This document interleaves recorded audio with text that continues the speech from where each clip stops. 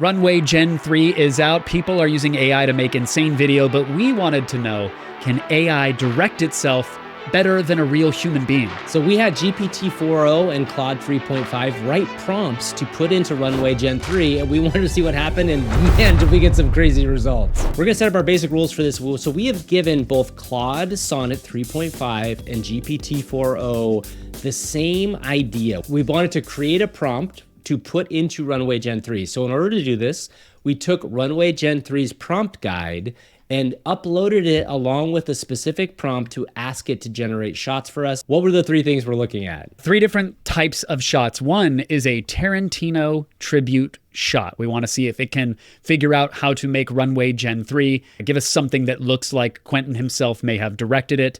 2, we have asked for title graphics because Runway Gen-3, their prompt guide has a whole section on how to prompt good text. And then the third one was like a weapons-free round, Gavin, of the WTF weird something. So first off, we're gonna look at these Tarantino shots. We gave each of these LLMs the idea that you need to create a shot in the style of Tarantino. So let's start with Runway GPT-4. So this is GPT-4o. So it gave us a tracking shot, a diner booth with 2 sharply dressed hitmen that are having witty banter over coffee. Tension builds, sudden gunfire erupts, stylized blood splatter, and the camera whip pans to a shocked waitress, which sounds like something out of a Tarantino film, the way you describe it. Yeah, and what's interesting is that what the result is, you see 4 people sitting at a diner. They're all wearing black suits.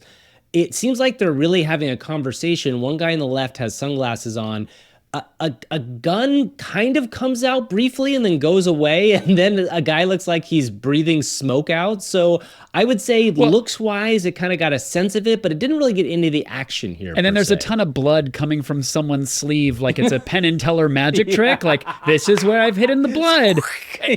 I did tell the AIs, try to keep your prompt simple. And there's a lot happening in this one prompt that I think any human would look at the output and go, oh, this is too much for Runway to chew off in one single prompt. And then we look at the other GPT-4o prompt that we created, and this is a low-angle shot. The camera focuses on a man in a trench coat walking into a dimly lit warehouse. Inside, a high-stakes poker game is underway with tense players. It has a direction that says camera move it. Start with a low-angle shot of the man's boots and then slowly pan up to his face as he lights a cigarette. And this one actually looks a lot better, at least in the beginning, Kev. You get a really nice pan up from this guy's boots, and then you get to his face, and there's some obvious problems with the cigarette. Now, there's no high-stakes poker game, but it is a dimly lit warehouse. And I think ultimately this shot is something that, like, it's not a perfect shot. Obviously, you could salvage a second problems. or two from this, though. You could. Yes. And it's weird that he starts off by smoking what looks like an inhaler, then it turns into a vape pen, then it briefly turns into the thing that erases your memory from Men in Black, and then becomes a toothpick. That's right. But you could cut around this, and this would be viable, and the atmosphere seems right for a Tarantino film. Okay, so we're moving on to Claude's prompts now. So again, we asked Claude to do prompts that were similar. I'm looking at the first one of these already. So Claude's first prompt was a low-angle tracking shot. 2 sharply dressed hitmen argue about fast food while walking through a neon-lit diner. They both pause at a booth, their heated debate intensifying. Suddenly, the camera whip pans as they draw out guns, unleashing a balletic shootout. Time slows, capturing the flying bullets and shattered coffee cups. So, Kevin, you want to describe what we're seeing in this one? It definitely has 2 people arguing over fast food in a neon lit diner. But it feels like when my dad and I argue over who's going to pay for the tab, because it's a show of like who is the alpha and who is the provider. Because though the person on the right takes out what looks to be their wallet for a second, then the wallet transforms into an Uzi. And now they're both pointing guns at each other, trying to determine who is more chivalrous. I like that one guy is kind of helping hold the other guy's gun up, right? Like, that's a nice little support move. So you're right. From a prompt perspective, I probably tried to do too much in this prompt, and the clearly it didn't succeed that well. Yeah, it's still fun to watch for sure. So Claude's prompt here, Gavin, was a tracking shot that follows a woman in a blood-stained wedding dress, very Tarantino, walking slowly down a deserted street at night. She carries a katana and approaches a neon-lit diner. Camera movement. Follow her from behind, then circle around to reveal her determined face. Then there's more details about the lighting of the scene. But what you get out of it, I think, is one of the better looking generations for sure. It got a woman in a dress. The whole scene is bathed in red. She is carrying some sort of object in her hand. It could be a dog leash. It could be an umbrella. It could be a lot of things. I guess it could be a katana. It could be a katana. Could be The camera just basically tracks from behind. There's no dramatic reveal or anything else. But looking at the shot, I think of the few that we've discussed, it is probably the most beautiful. Let's move on to our next section, which is title graphics. Runway Gen-3 does titles really well. So we wanted to ask it specifically to create prompts for titles. And Kevin, the first one, we're going to go with GPT-4o again. In this one, it said, the camera focuses on a blackboard. Suddenly, colorful chalk dust swirls and settles, forming the word imagination in whimsical, playful letters. There's more to it, but we want to talk about this prompt. It actually is pretty magical looking, Kev. I think this one turned out really good. Yeah, Runway crushes it when it comes to titles. Sometimes you get gibberish generations, but this one is beautiful. There's a subtle pullback of the chalkboard, and then you see, almost like when someone's doing a color run and they use those colorful cannons to blast different colored dyes into the air. You do get the blast as the text resolves on, and it says imagination. Yeah, imagination. Pretty close, though. Pretty close. Close enough that I would risk another 10 credits on a regeneration, and I think it could get there. But some of the criticisms I've seen of Runway Gen 3 are that, oh, these just look like After Effects templates, though, man. Like, that's all. But look, sometimes After Effects templates are difficult to get to work the way that you want. And if someone could just go to the machine and say, colorful chalk, make it happen, and it does it, and it looks good, that is a huge battle fought and won. Claude came up with the prompt hyperspeed FPV, which is first-person video, we think. Camera races through a neon-lit cyberpunk city. Suddenly, gigantic letters spelling vortex materialize, made of swirling, glowing plasma. Camera weaves through the letters, each one pulsating with electric energy. As it exits the last letter, the city dissolves into a spiral of code, forming a visual whirlpool. This one is good. Yeah, there's like good. I like to shade things by default, but this is really good. It nailed everything. You start off flying through this kind of weird stylized cyberpunk city. It nails the word vortex. You can see the glowy strings of plasma, Gavin, as they flicker and crackle about. I would say flawless for where the tech is today. Pretty incredible. You know what it reminded me of was that old-fashioned HBO intro where you see it like kind of flying through the city. The feature presentation? Yeah, no one's going to say this is a Hollywood film title, but you could see a short film, have this title sequence. I want to change the name of our podcast to Vortex and use this. Yeah.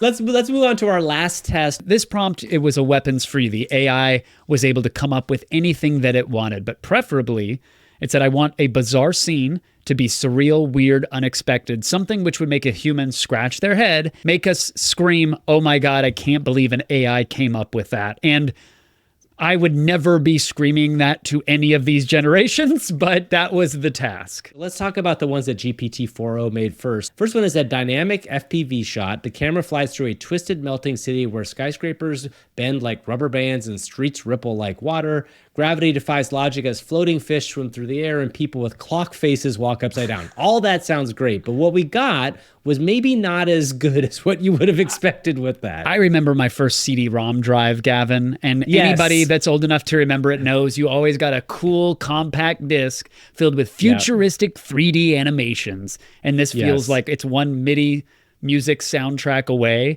from being a really cool mid-90s computer graphics demo. This is like an underwater, you see a camera flowing through water, but you don't see a lot of other stuff. You definitely don't see people with clock faces walking upside down. The other one, though, that GPT-4 made is kind of interesting. This one mentions a camera capturing a quiet suburban street, but the houses are upside down. People walk on the sky. Their shadows cast upward. Whoa, easy, GPT. Are you my high school notebook? It said fish swim through the air while birds dive into the ground. In the distance, a giant hand emerges from the horizon, slowly picking up a house and placing it back upside down. Now, that's a lot of creative details, let's say, Gavin. And Runway manages to capture a lot of them, right? The houses seem to be right side up, but something seems off about their architecture still. Yep. There are fish floating about in the air, but the reveal of a giant human hand coming down towards one of the houses is actually pretty cool. And interestingly, if you zoom in on things, if you zoom in real close, look, something's going on in the window, Kevin, at one point in this. Yeah. Yeah, in one of the is that houses like on the right. Yeah, like somebody's poking out and saying hi and then closes the window again and goes right away. But the fidelity of it is not great yet, right? It's so AI centric, like you can tell it's AI video. We really appreciate the fact that these can be weird, and we're asking it to do something that it may have no idea how to do. Oddly enough, Gavin, I think I was more disappointed with the creativity or lack thereof of the large language models, because with both of them, when they were told to get weird, you get a lot of, oh, it's this thing, but it's upside down, it's backwards. Well, Kevin, wait for Claude's prompts here, because Claude's prompts got out there. So this first Claude prompt for this weird prompt was, a giant banana floats in a pastel pink sky. The banana slowly unpeels, revealing a set of human teeth inside. I like that. The teeth begin to chatter, causing ripples in the sky. Suddenly, the teeth shoot out to colorful bubbles that pop into miniature tap dancing flamingos. The flamingos perform a synchronized dance routine on a banana peel, while the sky gradually shifts to deep purple. That sounds amazing. And Kevin, we're looking at this now. What came out of it was, there's no teeth in this, but there's like floating like jelly bubbles. And then what you do see is a banana slowly rising from the bottom of the screen. That's right. And 5 little pink flamingos dancing in synchronicity, which is kind of cool. I'm going to give it more points than I'm going to dock it for missing the teeth in the unpeeling banana. Claude did come up with what I believe is one of the best prompts we've seen so far. This prompt was a static wide shot, a business meeting in an office, but everyone is a different farm animal wearing suits. A chicken CEO pecks a PowerPoint clicker. A giraffe struggles with two small desks. Suddenly the floor turns to jello. Animals wobble chaotically. A cow tips over, morphing into a giant ice cream cone.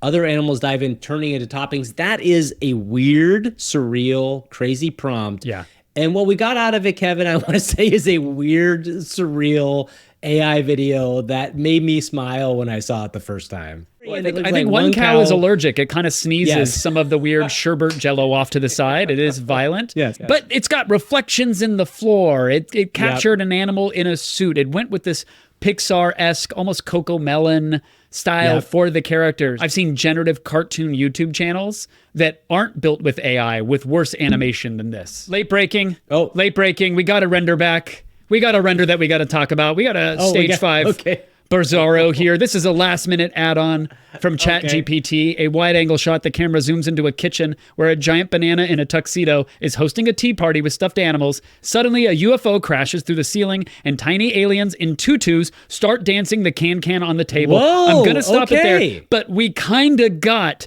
what we asked for, Gavin. There's no tuxedo. No, on the weird squash but banana. Everything else is kind of good. And like the dancing in tutus is good. They're not really aliens dancing, but that's fine because... Who's to say what an alien looks like? Who's to say, Gavin? That's an ancient alien. That's exactly what they look like. This is absurd in the best way.